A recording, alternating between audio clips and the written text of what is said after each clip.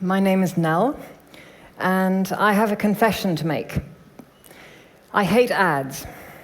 I really dislike ads, a lot of the time. They're so obnoxious. They're ugly. They distract from what you're trying to find.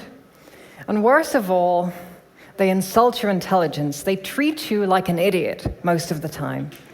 I really dislike that. And I know that a great many of you feel the same way, because about 25% of the population of Germany has installed an ad blocker. Now, the install base of ad blockers has basically gone exponential over the past couple of years. This is a trend which is quickly becoming a norm rather than just a trend.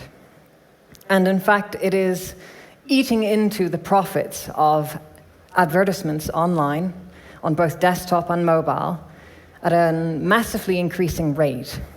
And it seems that, according to this current trend, within a few years, it'll be very difficult to get good ads through to people at all. Now, desktop was one thing, but now, since iOS 9.0, it's become very easy to deploy ad blockers to your iPhone or iPad, for example. And as soon as this version of the OS was released, there were immediately dozens of applications that came out, which everyone was downloading in order to keep that stuff from getting onto your mobile system. And it's not just, I don't want to look at ads per se, but it's your data. It's the time it takes to download content, and also your battery life. You can also do more things. If you don't just want to streamline your experience, you can instead replace those ads with some lovely cats. Why not? Now, companies like Wired wanted to rebel, and they said, tell you what, we have a social contract, right? We provide some ads, and those ads support our content, and that is fair enough. But as soon as the companies started to block the ad blockers, then, well, the ad blockers themselves had an anti-ad blocker. And we see that it's kind of like a tug of war or an ever tighter dogfight that goes nowhere. Nobody's going to win it. And even worse, beyond blocking of ads, ad fraud is increasing at a massive rate. Bots are getting smarter. They're finding better ways of screwing over advertisers and basically cheating them of the profits. Trust between consumers, between ad providers, content providers is at an all-time low, for most of us anyway. Now, my question is, this doesn't seem sustainable, and it doesn't seem happy. What can we do about that? How can we help to create a win-win situation where everybody's happy? A little anecdote. A year or two ago, I happened to be in a certain city at a certain time, and I had not much to do that evening, and I logged onto Facebook, and I got a notification saying that Jeff Wayne's concert version of the War of the Worlds was playing in that city that evening, even in my own neighborhood. Now, this is one of my favorite musical albums ever, and you can guess my response. I was absolutely delighted, and I would not have come across that wonderful experience if I hadn't been served that particular ad in that particular way at that specific moment. Relevant commerce is always welcome. When it's something you really want, it doesn't feel like an ad, right? It feels like somebody just came and made your day or gave you a pro tip that was actually very useful. Relevance matters. If you're trying to find information, is this a relevant channel to that information? Is this more relevant or less relevant than this channel? What do you reckon? Signal versus noise matters. Now, conversations are a good way of transmitting signal over noise. How many of you have heard of the Clue Train Manifesto? Quite a few. It's a wacky book. It's quite controversial. Some people swear by it, other people swear at it. But one of the most interesting premises right out of the start of the book is that markets are, in fact, conversations, right? They're conversations between multiple parties. And here's another axiomatic truth. Whoever is closest to the consumer, who's whispering in their ears, is the one that controls the conversation and has the majority of the power in whatever's going on in the world.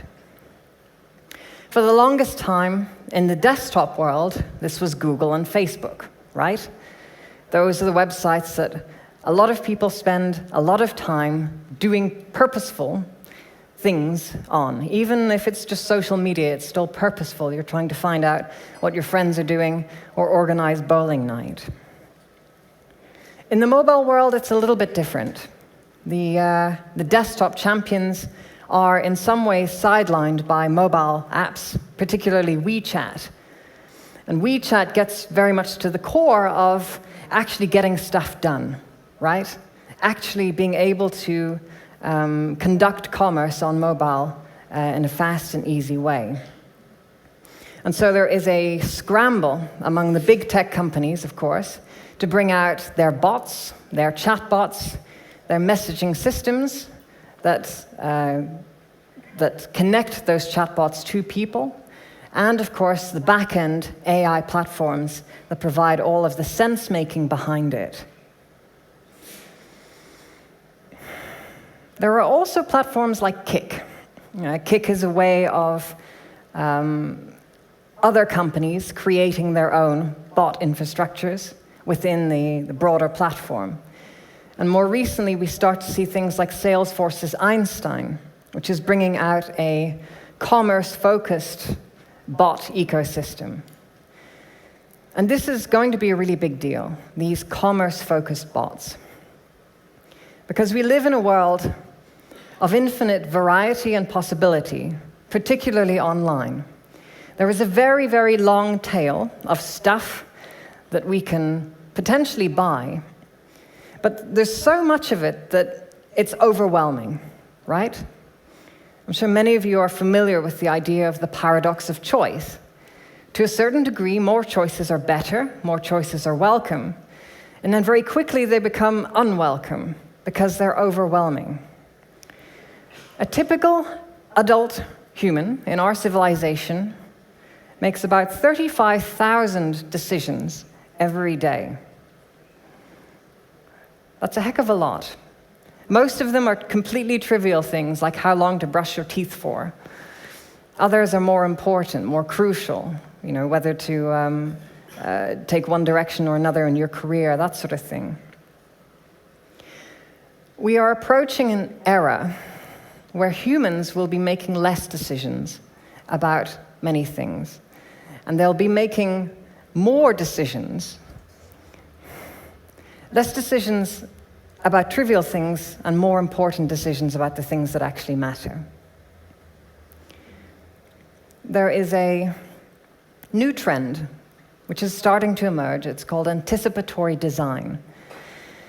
It's when you have a series of curated experiences which are provided to people that they can come and enjoy, and they can switch off their brain.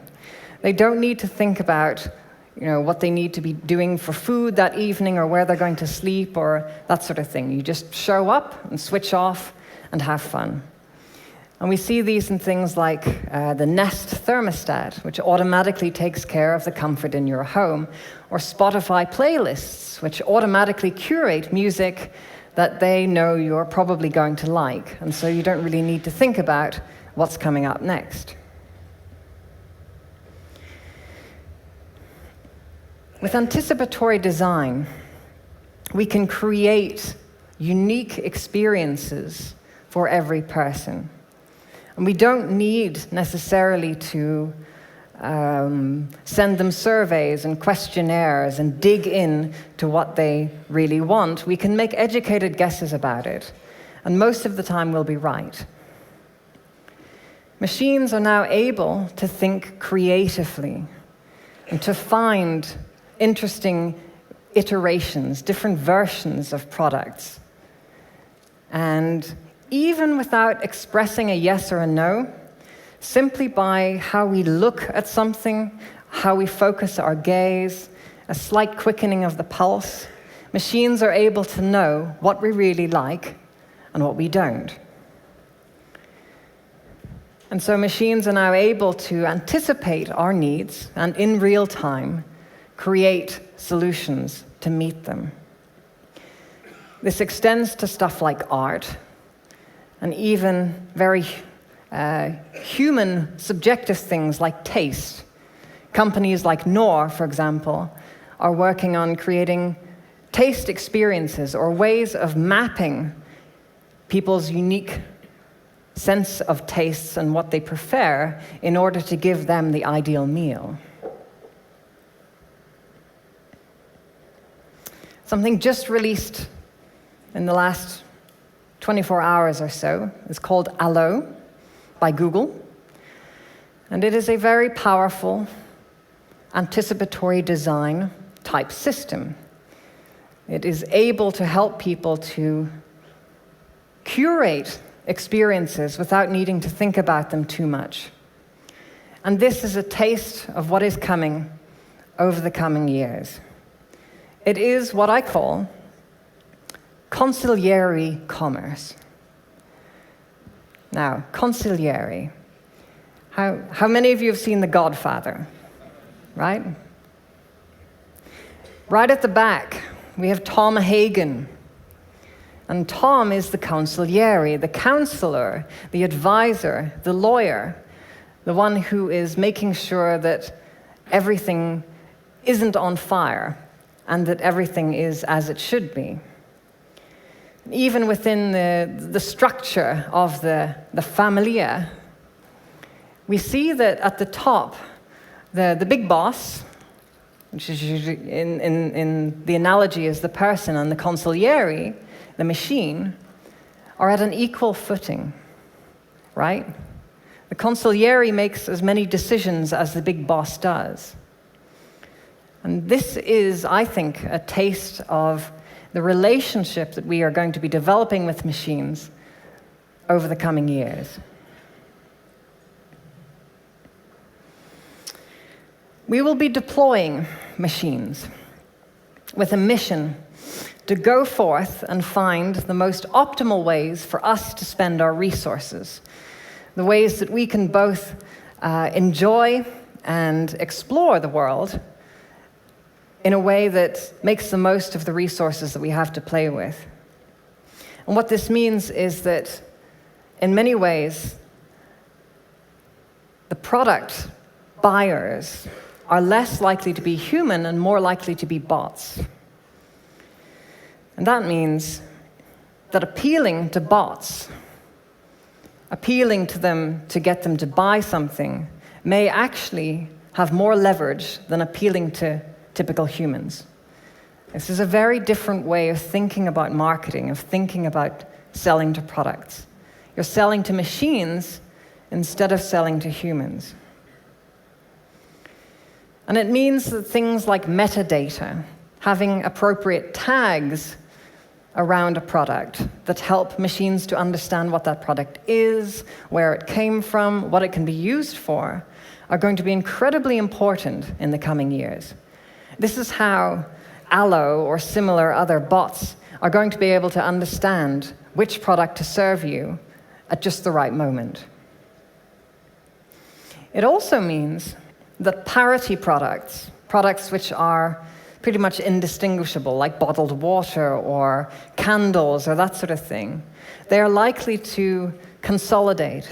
A lot of these brands, I believe, you won't see them so much in the years to come, because the brands will mean much less to machines than they do to humans.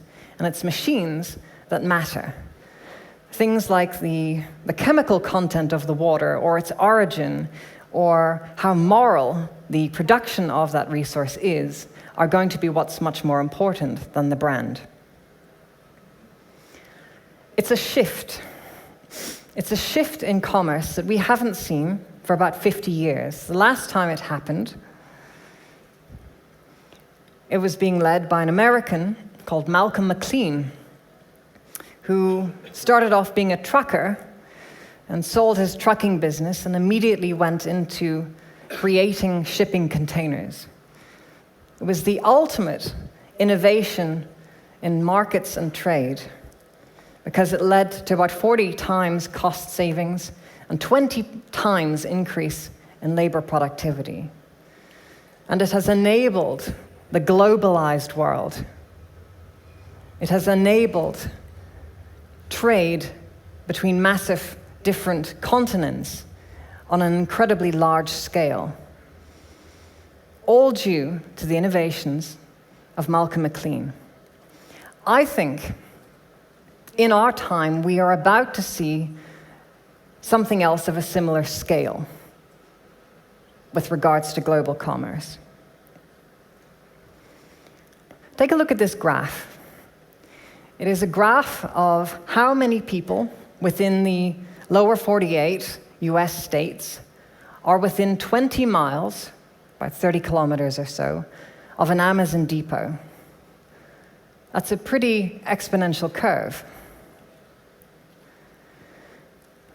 Amazon is now deploying air freight, local drones, local trucks for logistical moving of goods. They are deploying the likes of Alexa for people to express their wishes to an AI that the AI can then interpret and go out and purchase on their behalf. And they very cleverly set up all of the back-end infrastructure to support this many years ago. They also are creating ways of capturing 3D data using mobile systems in order for machines to make sense of the world. If you give an intelligent thing some vision, it is able to interact with the world in such a stronger way. Walmart, meanwhile, has recently patented new technology which can enable shopping carts to be completely autonomous.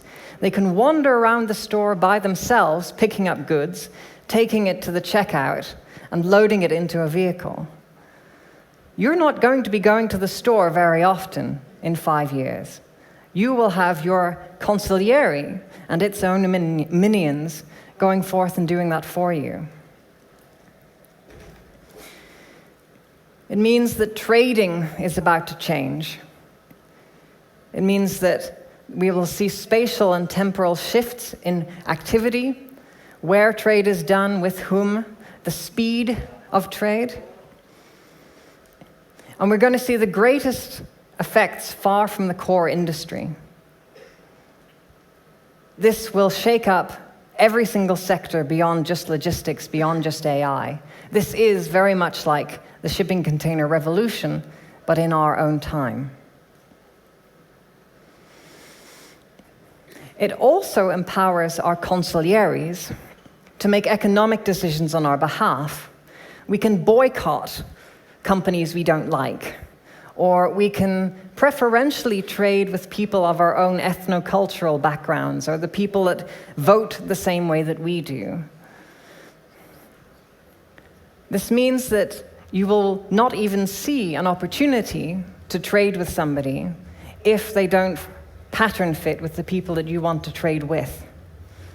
And this means that commercial power is going to decentralize in a major way.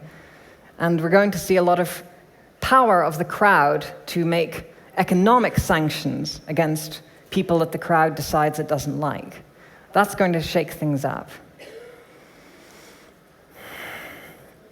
But there is a proverb that only the wearer of the shoes knows how they pinch. So if machines are going to be making decisions that affect our lives and trying to delight and surprise us in ways that we don't need to think very much about, how are they going to understand us? How are they going to learn our preferences?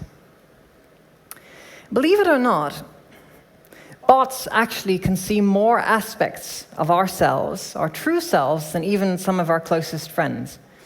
They see the parts that we tend to hide from other people, the parts of when we're very frustrated, or when we're prejudiced, or when we just have a very bad day. Machines are able to see all of this stuff and put it into the wider context of understanding who we are. And they can begin to chart our personalities and compare across cultures, across time, to see how people change and mature, for example. And if you can analyze personalities, you can then create stratifications of people.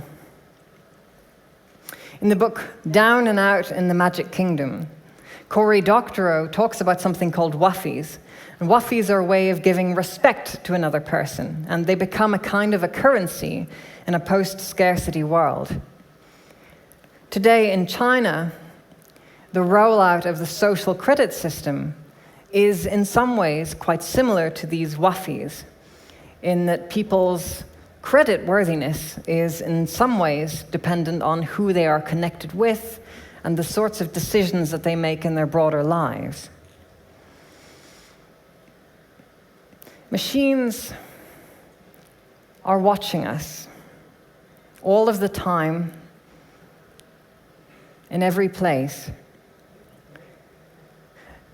Deep learning chips are becoming incredibly small and incredibly powerful.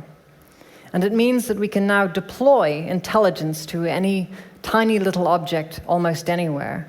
For example, Barbie dolls, right? Hello, Barbie. Barbie is now connected to the cloud and is now an intelligent device. For the elderly, comfort robots will also be providing a loving eye to watch over our loved ones and ensure that they take their medication, for example. How many of you have seen the movie Her? Spike Jonze. Wonderful movie. You may recall at the end that the AI was talking with hundreds or thousands of different people, having these simultaneous conversations and relationships. And in many ways, this is how machines will experience the world, not just as individuals, but as societies and subcultures. And there is a new form of machine learning which is emerging, called Turing learning. And it's a way for machines to learn about the world by pretending. Just how children may pretend to be a mummy and to push the baby around, or pretend to be a strong warrior or something like that. Machines are also able to pretend to be human. And if they pretend long enough, they actually start to understand our behavior in a very strong way. There's no more any place for us to hide. They're too smart. They're too omniscient. They see all. And I actually think that's going to be okay. John Caples, the famous marketing copy editor, famously said, appeal to their self-interest. Appeal to things beyond the basics. Appeal to higher aspirations, right? Appeal to esteem of the individual. And that's what machines can do for us. There is an area of machine and human interaction called captology. And CAPT stands for Computer Automated Persuasion Technology. It is a way for machines to be able to help us be better human beings, to help us to make better decisions, to have better habits, and to be happier. Now, there are extensions for things like Google Calendar, called Google Goals, which help you to build towards being a better future version of yourself. And this is something that machines are becoming eerily good at. This is an AI platform called Crystal. And Crystal is able to understand your personality, but also understand how to talk to you. Do you like it in bullet points, or do you like it in big, thick, full prose? Another example, Respondable. This is an email plugin from a company called Boomerang, which you can download today, and you can plug it into your email system. And it will help you to write emails and copy to other people that they are likely to accept. Not every message works for the same individual or for the same character. This kind of system can help us all to communicate with each other in ways that we can actually make sense of. Now, if you step this up a level, rather than just communicating between humans and mediating that, we can help to understand our inner selves. Here is Sim Sensei. Oh, my bad. I was going to show you. Hi, I'm Ellie. Thanks for coming in today. I was created to talk to people in a safe and secure environment. I'm not a therapist, but I'm here to learn about people and would love to learn about you. I'll ask a few questions to get us started. And please feel free to tell me anything. Your answers are totally confidential. The system is analyzing the user's face, the expressions, whether they lean in, whether they lean out, the breathing, and of course the language used. That's good. Imagine if we could deploy an AI counselor to everyone on Earth. One of the greatest scourges of our modern society is loneliness, right? It's people not having the right person they can share their deepest feelings with. Now, technology is a way of making scarce things abundant, and I would like to see this scarce emotional closeness in our society become abundant as machines can help to guide us and make us happier human beings. But we want to do it in the right way. Remember this little fellow? Yes. Bit of a pain in the bum, old Clippy. But if Clippy was smarter, that would be bad, right? We don't want a very smart Clippy who still has the same annoying, slightly creepy attitude. We want something better. We need to be able to build trust with machines, particularly because machines can have biases. For example, here, what is a professional hairstyle? This is a bias which has been built into the algorithm, and this is very problematic. Another problem. We have bots now which can call you up and which have recorded human lines, but the lines are actually chosen by machine, and they will lie to you and they will swear that they are a human being when they are not. We have machines that lie to us, that lie to the authorities about emissions and things like that as well. Naughty machines. And we have machines that sometimes get it wrong in cheeky ways, which are more forgivable, but still kind of annoying. This is a tough problem to crack. Turing himself said that if a machine is supposed to be intelligent, then it's going to make mistakes. This is just the way things are. For a long time to come, we will have bot curators. We will have human beings that work with machines in order to help guide them, in order to help smooth over some of the interactions. This is sometimes called human in the loop. And sometimes when you talk to your consigliere, you may actually be talking to a human rather than a machine.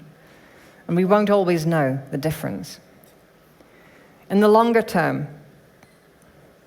there are other options: machine ethics, computational ethics, computable ethics. I am working with a few friends of mine on a project called OpenEth, and you can all go and take a look at it today, openeth.org. We are working on making ethics computable, making them understood by machines, and crowdsourcing a map, a chart of the global space of ethics. Just as how we teach children about the right and wrong through nursery rhymes and little stories, the Three Little Pigs and the Big Bad Wolf, we can teach machines in a similar way by talking about scenarios and variations on them. And that is how we build a happy partnership between you and I and our wonderful consiglieres. Thank you.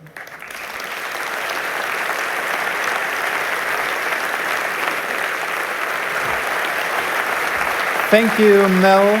Stay with me for a while. Okay, maybe some of you got what I tried to explain with the intro. I have a question for you. When you say machines are watching us, it was like my inner alarm bell rang, like beep, beep, beep, beep, beep, because I attend conferences, for example, like the Republica, and there are lots of people on stage who, if you say this sentence, they would like jump off the seat and go screaming around the venue and say, yeah, that's what I told you, this is bad, we have to stop it. And I believe that Cory Doctorow is one of these people who would just warn you, don't overdo it, it's not so good. So what would you say to these people? I'd say, okay, these kind of machines that watch us all the time may be abused, for example, by governments, by authoritarian governments, by repressive governments, or just by the BND, for example, our Nachrichtendienst, our secret service. Yes. I'm a very firm believer in cryptography and in cryptography for all. I think that blockchain technologies and emerging cryptographic technologies like homomorphic encryption are providing new ways of keeping things secret, but also providing transparency where it's needed, for example, in public ledgers. The NSA doesn't like that. No, they don't, no. And I think that in the broader terms, that's probably going to make us a happier society, the more proliferated and open cryptocurrencies and cryptographic technologies we have. But on the other hand, there's also the chance of this being abused. For example, terrorists using now apps like Signal to communicate in a cryptographic way. It's true. All technologies have they're a dual-edged sword, and they can be swung in different ways, for good and for bad. Ultimately, however, I think freedom is best preserved when privacy is respected and when people's choices, their personal desires, are respected. Okay. Is there any more question for Nell from the audience? Any thought on this? Well, I think what just come to my mind that now we have this NSA scandal and Mr. Snowden telling us all about what they're doing. We've seen these companies like Google, like Facebook, moving towards a cryptographic way of dealing with stuff. Do you believe that the companies dealing with AI and these CONSIGLIERE you just mentioned are going to move in the same way? I think it's very dangerous when a company can be subpoenaed and be forced to hand over all of its information and not even be allowed to tell the world that this has happened. These gag orders. I think that is awful. I think one of the best ways is a kind of a plausible deniability, whereby companies don't even necessarily know the data that they have. They can't actually access it themselves. And I think that having a distributed system of access to this data using blockchain is the best defense against this sort of problem.